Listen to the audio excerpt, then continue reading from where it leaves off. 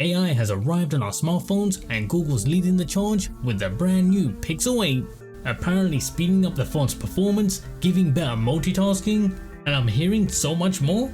With the majority of voices saying we have to get this phone right now, should we really? I mean, having owned the Pixel 6 and 7, honestly, I don't think there's going to be that big a difference. So, to help you guys decide, I've spent £700 of my own money to help answer that question, should we really buy the Pixel 8, but also to uncover the biggest lie that we've been told about the phone. And luckily for me, I managed to grab it also with the Google Buds Pro.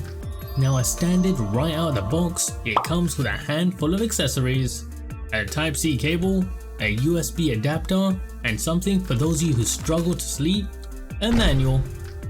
Now as for the phone itself, much like last year's model, you get the SIM tray on the left and then the volume rocker and power button on the right, and of course a Type-C connection at the bottom, and as you can probably tell, there's no headphone jack. Now as for the cameras themselves, you get a single 10.5 megapixel front facing camera, which this year can record at 4K 60fps. And on the rear we have a 50 megapixel primary camera with OIS and laser autofocus, paired up with a 13 megapixel wide lens, which this year now gives 126 degrees of field of view, up from last year's 114. Now placing it side by side with the 7 series, you can clearly see the difference, with the 8 now bringing a bigger camera cutout, as well as an overall much more curved design, which actually feels much nicer in hand. With the Pixel 6 and 7, because of their sharper edges, they would actually dig into your palm, but here with the 8, it actually kind of feels much more natural to hold.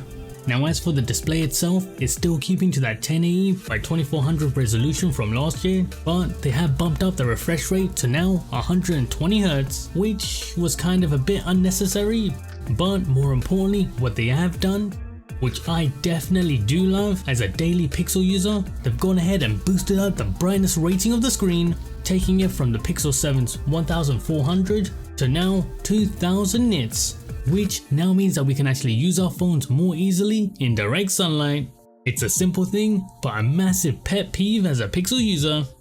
Now the display is a tad smaller, but you do also get slightly smaller bezels as well. And while we're on the topic of size, overall the Pixel 8 has had an overall reduction in its footprint compared to last year's model, which probably adds that feeling of being a bit nicer in hand. Now despite being in a smaller package, the Pixel 8 does bring with it a 130mAh bigger battery compared to the 7. However, I'm going to be doing a full battery comparison between the two to find out exactly if battery wise is worth the upgrade, so make sure to subscribe so you don't miss that one.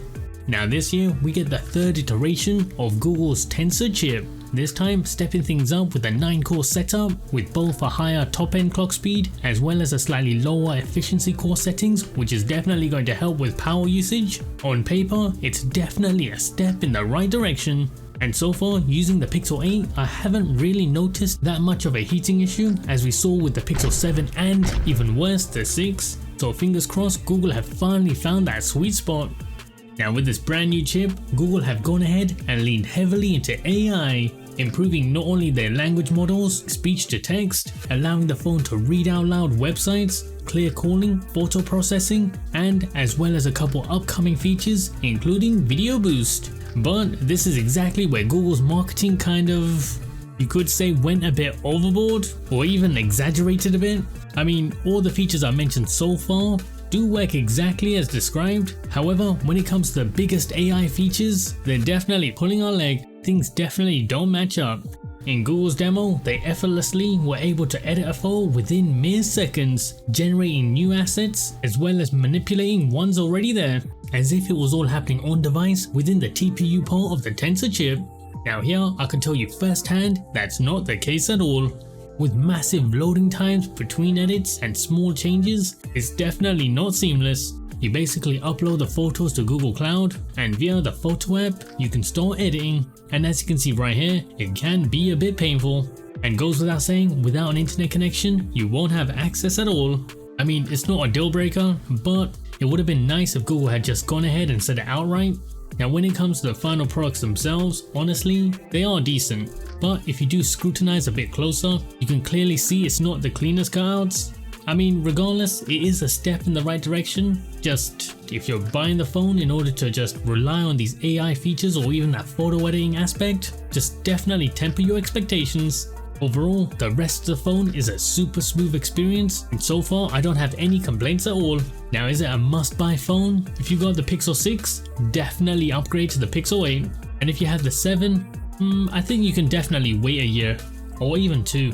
Now, if you guys like this video and want to see more like this, Android customization tips and tricks, as well as home screen setups, make sure to like and subscribe. See you guys next time on Into the Parkerverse.